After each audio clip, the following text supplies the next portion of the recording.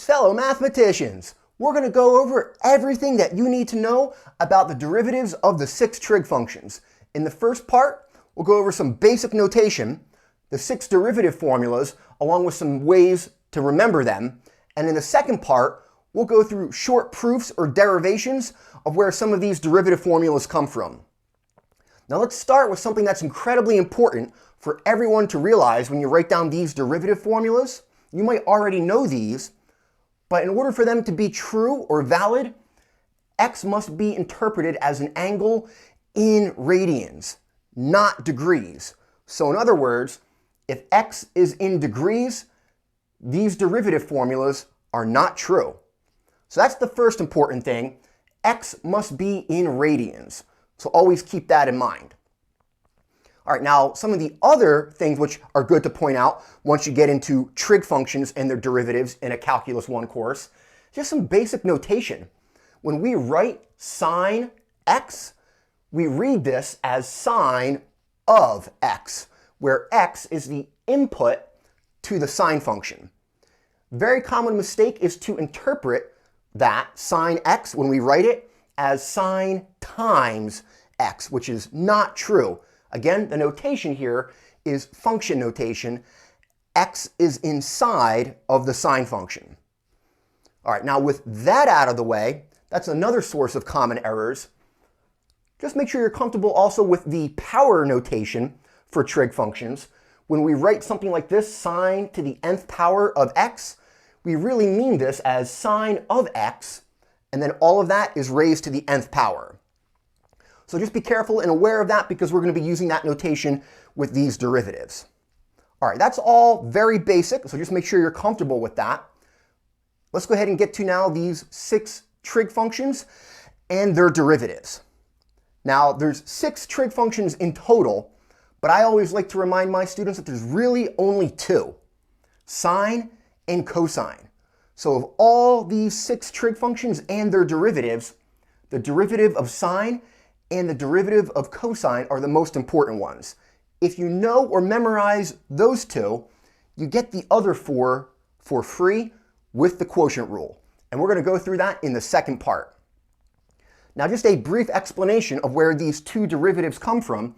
The derivative of sine of x is cosine of x, and the derivative of cosine of x is negative sine of x. Those come from applying the limit definition of the derivative.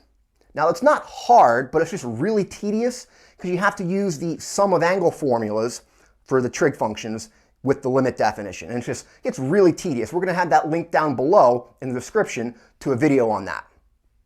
All right, now in a Calculus 1 course, just accept that the derivative of sine is cosine and the derivative of cosine is negative sine.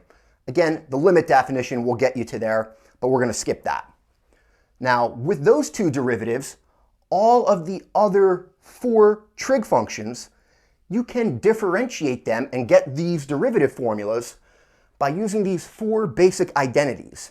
These other 4 trig functions, tangent, secant, cotangent, and cosecant, those are all combinations of sine and cosine. And notice, they're all combinations in fractions or quotients. That's where the quotient rule will come in the second part. So at this point, we have 6 trig functions, and you'll want to memorize all 6 of those trig functions and their corresponding derivatives. Now, I like to arrange all 6 in the following pattern: sine, tangent, and secant in the left column, and those are the fundamental ones. Their derivatives in order are cosine of x, secant squared of x, and secant x times tangent x. Now, once you know these 3, the other 3 trig functions, which are the cofunctions, like cosine, cotangent, and cosecant, a little shortcut, those 3 cofunctions get a minus in their derivative formulas. And we just switch, anywhere there's a cofunction, we switch it to a function with respect to this column. So pretty much if you know this column, you get these for free, knowing that there's a minus and switching function to cofunction. All right, so at this point in your Calculus 1 course, just memorize all 6 of these as you continue through Calculus 1. Now, as you start applying these 6 trig functions and their derivatives, you're going to end up usually simplifying first derivatives and combinations of second derivatives with your fundamental identities. Now, there's a good chance you're comfortable with these. For instance, tangent is sine divided by cosine. Secant is the reciprocal, 1 over cosine, along with your basic Pythagorean identity, cosine squared plus sine squared equals 1. Now, just for completeness, make sure you're comfortable with all of them. There are 3 Pythagorean identities, as well as these 4 basic quotient and reciprocal identities. Now, the next part, which we're going to get to momentarily, is we're going to start by accepting the derivative of sine is cosine, and the derivative of cosine is negative sine. With those 2 derivatives, we'll be able to get the other 4 trig functions and their derivatives using these identities and the quotient rule. Let's go ahead and get to that in the second part. Let's start by showing that the derivative of tangent of x is secant squared of x. We're going to use 2 basic results. The first are the derivatives of sine of x and cosine of x. The other basic result that we're going to use is the quotient rule. And the way we're going to start finding the derivatives of these other 4 trig functions is we're going to take our trig function, for instance, tangent of x here, and we're going to rewrite them as fractions or quotients. And at that point, it'll be a straightforward application of the quotient rule. Now, I always like to go through this in my Calculus 1 course because it shows students that none of this stuff is made up and how everything fits together. Once you have some basic results, these 2 derivatives, you can start building upon them to get others. And that's the way that mathematics works. So let's start here by rewriting tangent of x as sine of x divided by cosine of x. So we're not going to calculate any derivatives yet. We're just rewriting tangent as sine of x divided by cosine of x. Now, we're going to go through divide and conquer and calculate some derivatives. We're going to say the numerator is f. So we'll write f of x equals sine of x. And we'll write g of x, the denominator, as cosine of x. And at this point, we make use of our basic derivatives. The derivative of sine, that's cosine of x.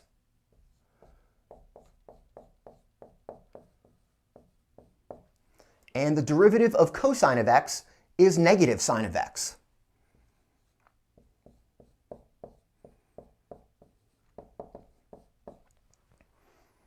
And that's most of the work. The only other steps that we need to go through is taking all these pieces and combining them back together using the quotient rule. So let's take our time with that.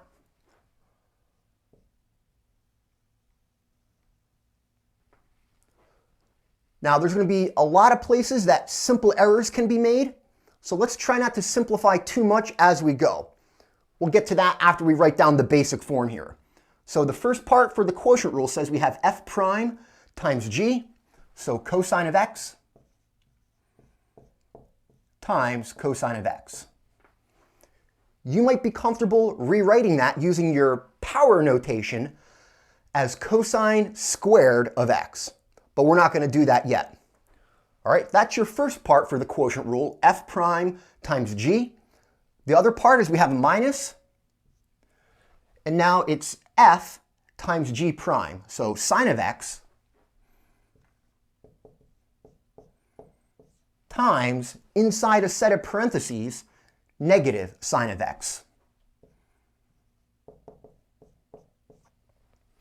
And again, you might be comfortable already simplifying the 2 negatives that you're multiplying there as a positive. Your denominator, that's going to be g squared, so I'm going to write that as cosine of x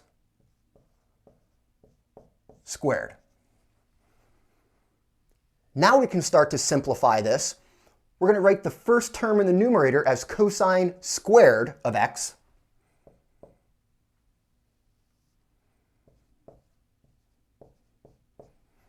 The 2 negatives cancel out there to a positive because you're multiplying them. And I'm going to rewrite sine of x times sine of x as sine squared of x using our power notation. And I'm also going to rewrite the denominator in the power notation, cosine squared of x. This is all standard notation that you should be comfortable with. Now we're expecting here, from what was stated in the first part, that the derivative should come out to be secant squared of x. Now, a good tip for you to be aware of at this point in your Calculus 1 course, especially if you're moving on through the rest of the calculus sequence, is as soon as you see squared trig functions, you should be thinking, I might want to apply Pythagorean identities. And notice our numerator is the basic Pythagorean identity. The whole numerator, cosine squared of x plus sine squared of x, we can rewrite that as 1. So this simplifies considerably. We're going to rewrite that whole numerator, again, by applying a basic Pythagorean identity. That whole numerator is 1, and the denominator is cosine squared of x. And that's a pretty nice and simplified derivative. Now, just to go the next step, we're going to rewrite 1 over cosine of x as secant of x. So here, 1 over cosine squared of x, that should come out to secant squared of x.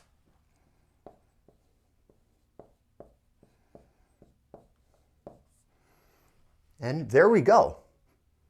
At this point, we're ready for the other ones, and they all follow basically the same work. Take your function, rewrite it as a fraction or quotient, and then apply the quotient rule. Let's go ahead and get to the derivative of secant of x. The derivative of secant tends to be a little bit simpler, given the identity secant is 1 over cosine. And here, the derivative of the numerator, the derivative of 1, which is a constant, that's 0. So let's go ahead and start by rewriting secant as 1 over cosine. So we're not calculating any derivatives yet. We're just rewriting this as 1 over cosine of x. And at this point, we'll apply divide and conquer. We'll write the numerator, f of x, as 1. And the denominator, g of x, that'll be cosine of x. All right, and here, the derivative of 1 is a constant, that comes out to 0. So we get f prime of x equals 0, and g prime of x, the derivative of cosine of x, that's negative sine of x. And at this point, we just put the pieces back together with the quotient rule.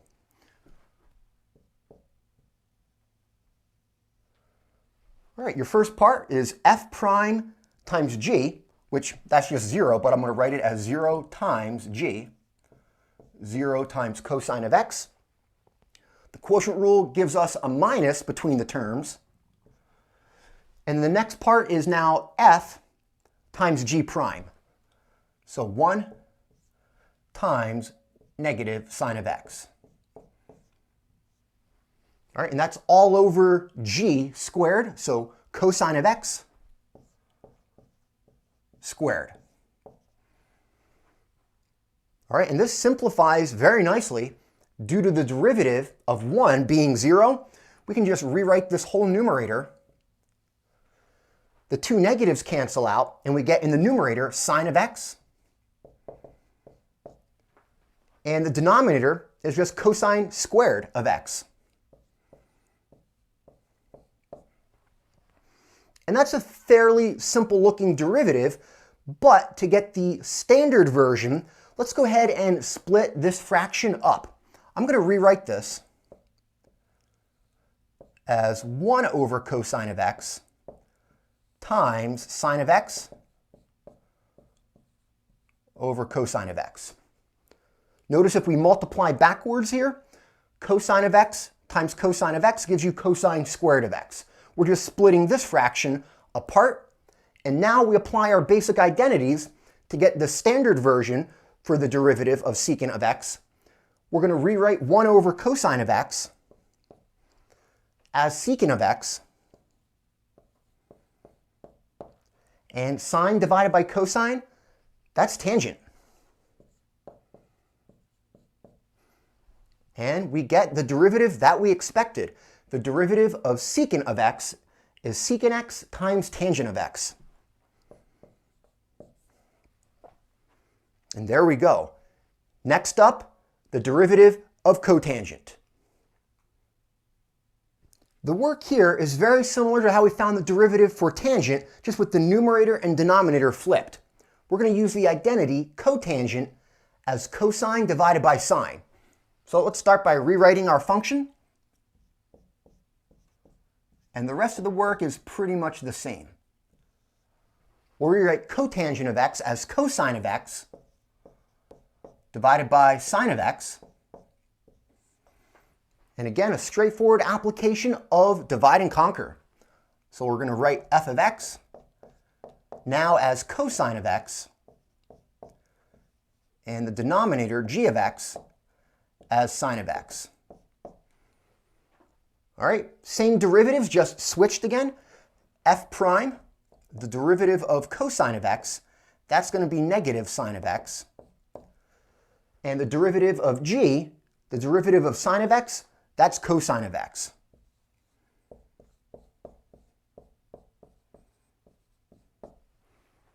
All right, and we're going to put the pieces back together as expected. So put everything back together with the quotient rule. And again, we'll take our time. So first part, we have f prime times g, so negative sine of x times sine of x. We get the subtraction sign, and the next part is f times g prime, so cosine of x times cosine of x. And that's all over g squared, but that's now sine of x squared.